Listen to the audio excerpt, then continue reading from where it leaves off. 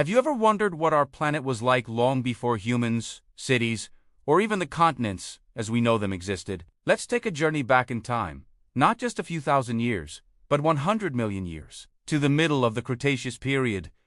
Forget everything you see outside your window today. The world we're about to explore is a completely different planet. First, let's talk about the map. If you were an astronaut looking down on Earth 100 million years ago, you wouldn't recognize it. The continents were on the move. The massive supercontinent Pangaea had already started to break apart, but the pieces were still drifting. North America and Europe were just beginning to separate, with a narrow young Atlantic Ocean forming between them. South America and Africa were like two puzzle pieces slowly pulling away from each other. India wasn't attached to Asia yet. It was a lonely island continent sailing north across a vast ocean. And Australia and Antarctica were still connected, nestled near the South Pole. Because the continents were in different positions, the oceans were different too. The Atlantic was much smaller, more like a large sea. The dominant ocean was the Tethys Sea, a massive tropical waterway that stretched across much of the globe, separating the northern continents from the southern ones. And right through the middle of North America, there was a huge inland sea called the Western Interior Seaway, splitting the continent into two land masses. Imagine standing in Kansas and looking out at a vast ocean teeming with prehistoric marine life. That was the reality back then. Now, what about the climate? Forget about ice caps at the poles.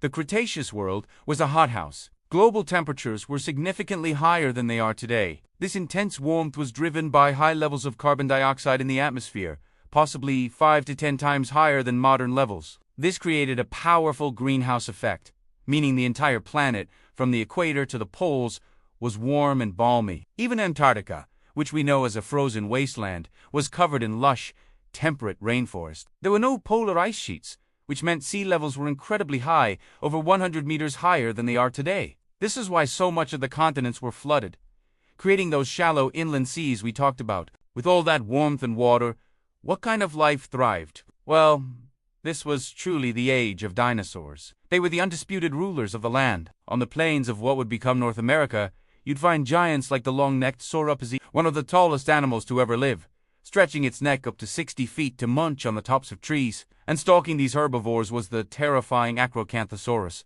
a massive predator nearly as big as a T-Rex, with a distinctive ridge of spines along its back. Over in South America, the king was Giganotosaurus, a carnivore that rivaled T-Rex in size and ferocity. It hunted Argentinosaurus, a colossal sauropod that might have been the heaviest land animal of all time. The sheer scale of these creatures is hard to comprehend. They were living, breathing mountains of flesh and bone, shaking the ground with every step. But it wasn't all about the giants. There were countless smaller dinosaurs too, filling every ecological niche. You'd see herds of iguanodon, with their unique thumb spikes, browsing for plants in what is now Europe. In Asia, strange feathered dinosaurs were taking to the skies, blurring the line between dinosaurs and birds. And yes, our furry little ancestors were there too. Mammals were small, mostly nocturnal creatures, scurrying in the undergrowth, trying to stay out of the way of their dinosaur overlords. They were playing a long game, waiting for their moment to shine.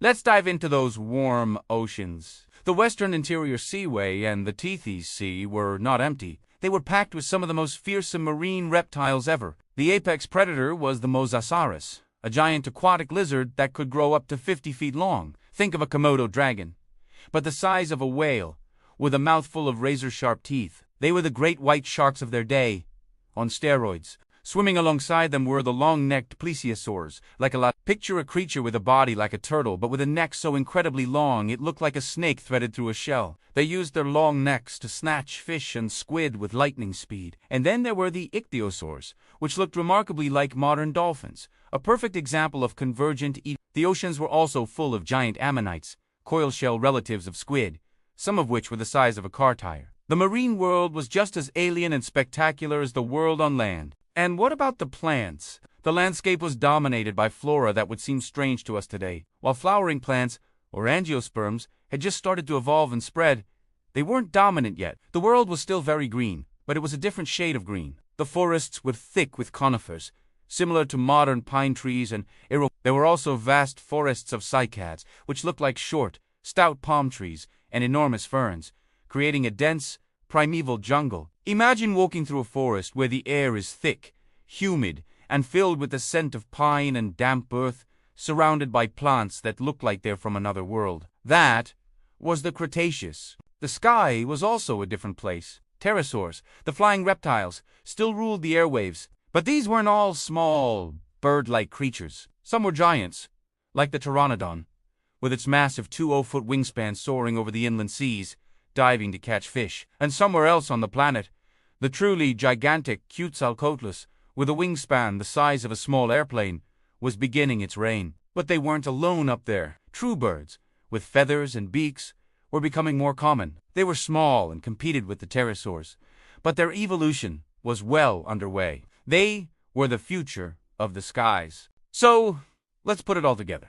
100 million years ago, Earth was a world of shallow seas, hothouse climates, and exotic forests. It was a planet ruled by giants, on land, in the sea, and in the air. The very ground beneath your feet would have been in a different place on the globe. There were no grassy fields, no ice at the poles, and the air itself was different. It's a powerful reminder that our planet is not static. It is a dynamic, ever-changing system. The world we know today is just a snapshot in its long, incredible history. The forces that shaped the Cretaceous world plate tectonics, climate change, evolution are still at work today, slowly but surely sculpting the Earth of the future. Thinking about this ancient past gives us a profound perspective on our own world and our place within it. It's a story written in stone and fossils. A story of a truly alien Earth that existed right where we are standing now. Thank you so much for joining me on this journey back in time. If you found this fascinating, don't forget to like this video, subscribe to the channel, and hit that notification bell so you don't miss our next exploration into the deep past. Let me know in the comments what ancient world you'd like to visit next. Thanks for watching.